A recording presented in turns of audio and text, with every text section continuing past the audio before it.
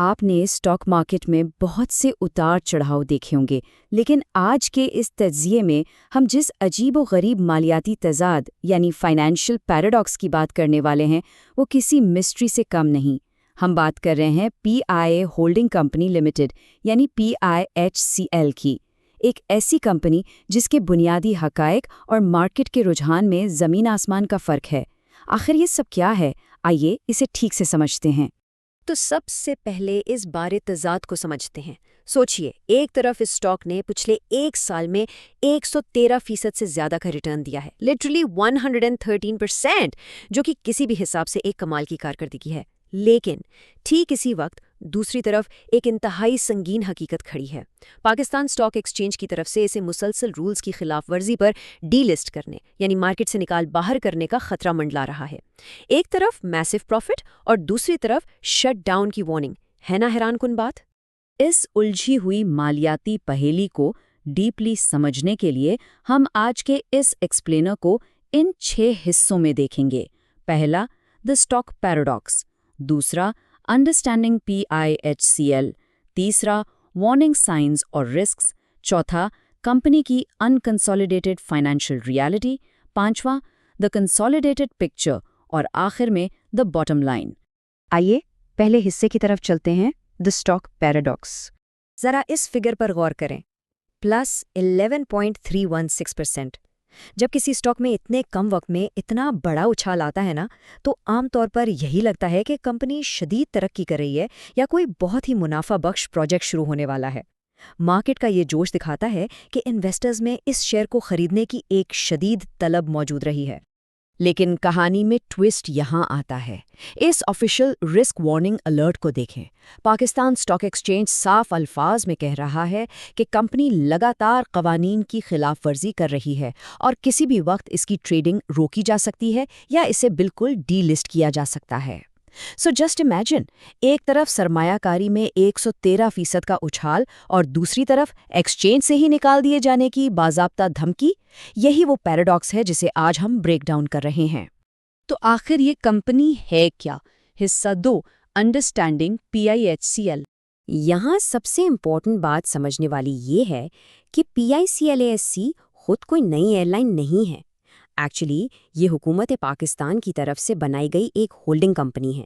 اس کا بنیادی مقصد صرف اور صرف پرانی قومی ایئر لائنز یعنی PICLA کے مخصوص اثاثن، ذمہ داریوں، واجبات اور سبسڈریز کو اپنے کنٹرول میں لینا ہے۔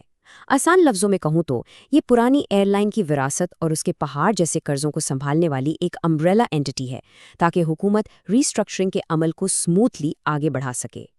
اس ادارے کا سائز آپ ان اعداد و شمار سے لگا سکتے ہیں۔ اس کی مارکیٹ کیپٹلائزیشن تقریباً 136.4 ارب روپے ہے۔ حکومت پاکستان اس کے میجورٹی شیئرز ہولڈ کرتی ہے۔ لیڈرشپ کی بات کریں تو طارق باجوہ بحیثیت چیئرپرسن اور اسد رسول بحیثیت CEO اسے لیڈ کر رہے ہیں۔ یہ فگرز کلیئرلی دکھاتے ہیں کہ یہ ملک کی اہم ترین اینٹیز میں سے ایک ہے۔ اب چلتے ہیں تیسرے حصے پر، وارننگ سائنز اور رسکس۔ انویسٹرز کے لیے اس فارم 7 ڈاکیومنٹ کو دیکھنا بہت ضروری ہے۔ یہ سپٹمبر 2025 میں ختم ہونے والی تیسری سہ ماہی کے ریزلٹس ہیں۔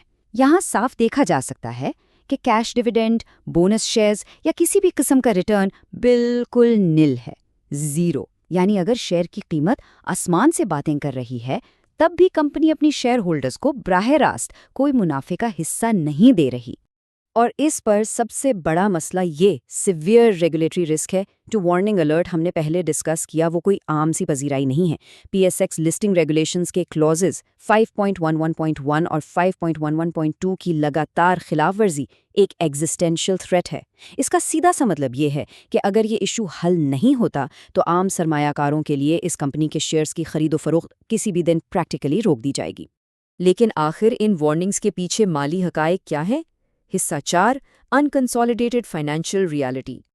اگر ہم اس ہولڈنگ کمپنی کی unconsolidated statement of profit and loss پر نظر ڈالیں، جو پچھلے 9 مہینوں کا کچا چٹھا پیش کرتی ہے، تو اصل کہانی کھل کر سامنے آتی ہے۔ آپریٹنگ ایکسپنسز تو اپنی جگہ ہیں، لیکن جو چیز سب سے زیادہ چونکانے والی ہے وہ اس شیٹ کے بالکل باٹم پر موجود نیٹ لاس کی رقم ہے۔ اور وہ نیٹ لاس ہے 133.8 अरब रुपए। 1 मिनट के लिए इस अदद को प्रोसेस करें। एक तरफ स्टॉक 113% उम्मीद के साथ ट्रेड कर रहा है और ठीक उसी वक्त सिर्फ 9 महीनों में कंपनी तकरीबन 34 अरब रुपए का खसारा उठा चुकी है। सवाल ये पैदा होता है कि इतना बड़ा नुकसान आखिर आ कहां से रहा है? इस खसारे की सबसे बड़ी वजह है इनका लेगेसी डेट, यानी पुराने कर्जों का बोझ। जैसा कि मैंने शुरू में बताया था कि ये कंपनी मेनली उन्हीं वाजिबात को हैंडल करने के लिए बनाई गई थी। तो बस फाइनेंस कॉस्ट्स, यानी सिर्फ कर्जों पर दिए जाने वाले मार्कअप्स और सूद ही तकरीबन 37 अरब रुपए बन जाते हैं। ये एक ऐसी रकम है जो किसी भी किस्म की आमदनी को शुरू होने से पहले ही टोटली वाइप आउट कर देती है। अच्छा, अब देखते हैं हिस्सा 5, द कंसोलिडेटेड पिक्चर। शायद सब्सिडरीज को मिलाकर तस्वीर थोड़ी बेहतर हो। इस कंसोलिडेटेड स्टेटमेंट ऑफ प्रॉफिट और लॉस में बज़ाहिर उम्मीद की एक किरण ज़रूर नज़र आती है। यहाँ आप देख सकते हैं कि ग्रुप के पास एक्चुअल में ज़बरदस्त ऑपरेशनल रेवेन्यू मौजूद है, सर्विसेज से आमदनी हो रही है और इसके नतीजे में ऑलमोस्ट 26 अरब रुपए का ग्रॉस प्रॉफिट भी जनरेट हो रहा है, यानी प्रॉपर बिजनेस एक्टिविटी हो रही है और पैसा सिस्टम में आ ज़रूर रहा है। लेकिन ये पैसा जा कहाँ रहा है? इस कंपैरिजन को गौर से देखें।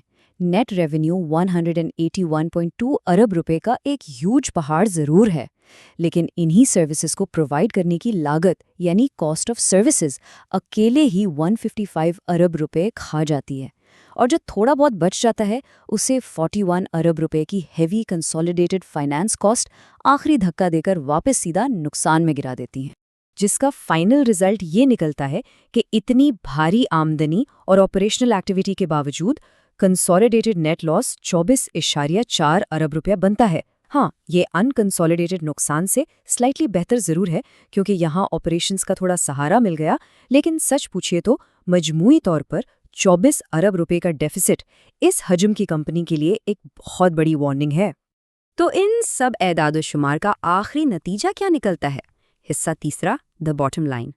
अगर हम इन दोनों मालियाती हकाइक को आमने सामने रख कर देखें तो पिक्चर बिल्कुल क्लियर हो जाती है।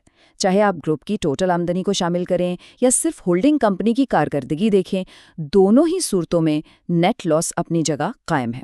और इन दोनों में कॉमन फैक्टर क्या है? Massive finance costs. ये कर्जों की कीमत इतनी ज़्यादा है कि कोई भी प्रॉफिट मार्जिन इसके आगे जिंदा नहीं रह पाता। इससे भी ज़्यादा शॉकिंग तस्वीर ये unconsolidated statement of financial position दिखाती है। सालाहा साल के नुकसानात ने कंपनी की टोटल इक्विटी का बुरा हाल कर दिया है। एक्यूमुलेटेड लॉसेस इतने बढ़ चुके हैं कि कंपनी की इक्विटी पॉजिटिव नहीं बल्कि नेगेटिव 681 अरब रुपए के मार्क को पार कर चुकी है। Negative 681 billion. एक ऐसी कंपनी जिसकी इक्विटी इस कदर डीप होल में जा चुकी हो, उसका स्टॉक मार्केट में इतनी तेजी से ऊपर जाना या तो कोई बहुत बड़ा मौजज़ा है या फिर सिर्फ एक्सट्रीम लेवल की मार्केट स्पेक्यूलेशन। तो आज के इस एक्सप्लेनर को हम इस एक अहम सवाल पर ख़त्म करते हैं। सोचिए ज़रा, क्या एक ऐसी कंपनी जिस पर इस वक्त 408 अरब रुपए से ज़्यादा का लॉन्ग टर्म डेट लदा हुआ हो, जिसकी इक्विटी टोटली नेगेटिव में हो और जिसे लगातार डीलिस्ट किए जाने का खतरा हो, क्या उसका स्टॉक वाकई हकीकत के आसमान पर परवाज कर रहा है या ये महज फटने के करीब एक हवा का बुलबुला है? यही वो फाइनेंशियल पैराडॉक्स है जिसने PIHCL को इतना इंट्रीगिंग बना दिया है और इस पर डीपली गौर करने की ज़रूरत है। आज के तज्ज़िये में बस इतना ही। अपना ख्याल रखिएगा, फिर मिलेंगे एक नए तज्ज़िये के साथ।